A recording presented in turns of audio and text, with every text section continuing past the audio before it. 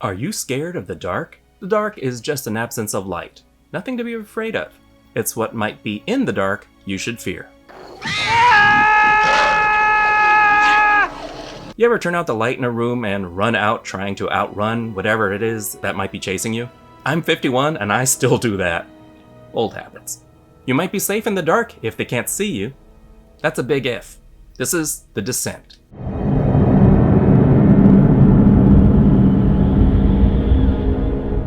These tampon commercials are getting extreme. Sarah, Juno, and Beth whitewater raft together. Sarah's husband and daughter are just fine on shore. It's just too dangerous. It's not safe, unlike riding in a car. Her husband Paul and their daughter Jessica are killed. 1 year later, we're at the, say it with me, Appalachian Mountains. Here's the trail where Mark Sanford screwed his mistress. Everything's gonna be fine. Sarah, Juno, and Beth reunite with Sam, Rebecca, and meet the new friend Holly. They want to cheer up Sarah. It was easy to get her out of the house since her evenings are pretty open. Too soon? They have a slumber party that doesn't have nearly enough pillow fighting or scissoring. Ow! Juno is one of those morning people, you know? They wake up with so much energy it makes you want to slap someone. The whole agenda for this trip is cave diving. I don't get why you want to go underground. This is nice. Bullwinkle, no! This is nature's way of saying turn back now. But the cave calls. This is it! I want to make a dirty joke here, but that rolling pin really hurts. It's beautiful! Couldn't we just hit a club or something? Incoming! Shit, move! Can I do that again? I almost finished. Again, another sign to turn back goes unheeded. When did we get to Wayne Manor?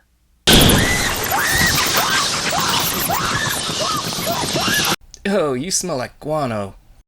1 bag, 2 bags. What, you don't like Sesame Street? There's only one way out of this chamber, and that's down the pipe.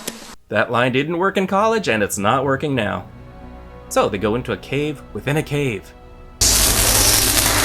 It's nice. Yeah, okay. Can we go home now? Why does it look like they're suddenly not talking? She knows what she did, bitch. I'm sensing a jump scare. Called it. Do you know what I mean? Oh, they're not done. There's more cave to spelunk. Claustrophobics, look away. I'm not kidding. This sequence is the stuff of nightmares. Real people have died doing this. Eerie noises come from nowhere. Sarah gets stuck. Oh my god, now we're both stuck. Ah! Sarah gets loose, but that brings the whole tunnel crashing down, blocking them in. The smart thing to do would have been to file a plan with the authorities so they can send a rescue party when they don't return. This isn't Borum Caverns, is it, Juno? Where are we? It hasn't got a name. Juno brought the ladies to a whole new cave system. I wanted us all to discover it. Because extreme! Jesus Christ. So their way in is blocked, no chance of rescue. No one's ever been down here before. So this is less a cheer-up session, more of an ego trip for Daredevil Juno. You told me this was going to be good for Sarah. Have you any idea what she's been through? We all lost something in that crash. Oh, were your husband and kid in the other car? Sorry, you don't get to play that card. Have you any idea? Nothing left to do but press on, but not too fast. A cavern sits between them and the only way forward. I admire her upper body strength. They made that look easy. And they find really old evidence of previous explorers. This sucks for 2 reasons. 1, they're not the first, and 2, If anyone had been down here and made it out, they would have named it already. some really old graffiti offers hope. The mountain, the cave, and there's 2 entrances. Holly!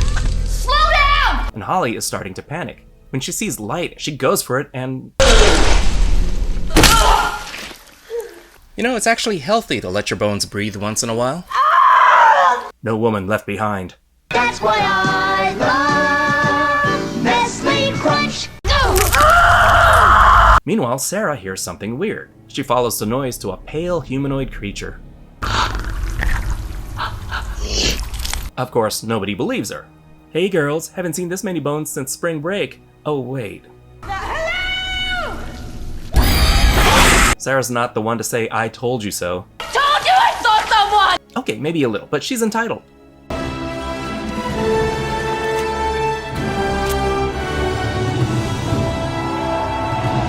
Oops, forgot my wounded friend. He's right in front of me, isn't he? Seems logical they would go after the injured. Holly is killed, and there's an argument over who gets the body. The group scatters, and Sarah falls down another hole. Juno finds out there's more than one, but she gives it a good fight. Juno's pretty good with that axe, too. Well, I didn't say she was an expert. Beth is badly wounded, but still appreciates Juno's necklace. Juno freaks out and just abandons her. Sarah wakes up just in time to watch the creatures prepare Holly for dinner. What is it with movies having people watch their friends get eaten? Being less than a couple of feet away, the creatures don't seem to notice them.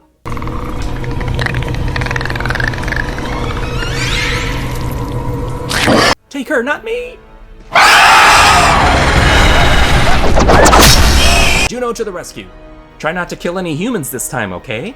Oh, we heard you calling for Sarah. Where's Beth? Shut up! They're totally blind, and judging from what we've seen, I'd say they use sound to hunt with. Juno found markings left by the previous explorers that hopefully point to the way out and not where all the bathrooms are. What are we waiting for? Sarah. But she won't leave without Sarah. Commendable, since she brought them all here. Beth isn't dead, but she's about to be. But not before throwing Juno under the bus. She did this to me. Sarah sees Juno's necklace, which causes Sarah to realize Juno and her husband have been having an affair. We got a few quick, subtle hints. Are you okay? You seem a bit distant. Maybe she suspected, maybe not. You don't really get a clear picture of that. We all lost something in that crash. So that's what Juno meant by that. Suddenly, Sarah misses him a little less. She can't bring herself to mercy kill the messenger. Please, don't ask me to do that. I used to watch Juno screw your husband.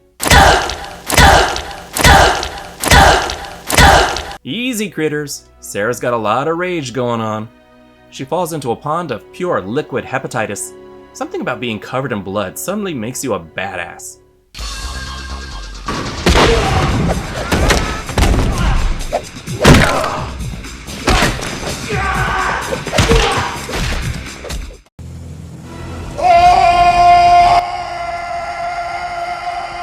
Sam tries to climb across the chasm and gets her throat ripped out for the effort. Rebecca gets dragged away and gets all kinds of eaten. Juno escapes and runs into the other woman. She lies about Beth. I mean, yeah, she fucked up. But before they can do anything, they come across a group of creatures just chilling.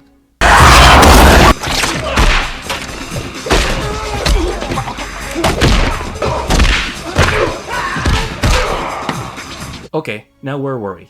We need to have a sisterly chat. Wasn't me. This is gonna make you laugh. You see, he tripped. But there are more creatures coming. You don't have to be quick, you just have to be faster than Juno. I'm sure this is a rather tame fantasy for women who've been cheated on. Sarah finds the way out. It's a miracle! Look, they even have symbolism. I love you, Ford Bronco. Yeah, send it! Fuck this place, fuck adventure, fuck nature. I'll remarry, I'll get new friends. I'll even start that new diet. Today is a new day. Oh, hi, corpse. And that's The Descent, if you watch the version released in the US. Pretty soft, happy ending, right? Not with the UK ending. If you want to leave the movie in a lighter mood, turn the movie off now. If you want the rug pulled out from under you, keep going. The whole escape thing was a dream. Sarah wakes up in a deeper pit. She's hallucinating her daughter's birthday, and she fixates on this happy vision, seemingly disassociated from the creatures rapidly approaching. You may as well die thinking happy thoughts. Now that was The Descent. The Descent steered into the final girl trope by having an all-female cast, making it tougher to call who'll get out alive. The movie is centered around Sarah. Her tragedy sets the tone and some expectations. You'd think a character with such a tragic beginning would come to a heroic end.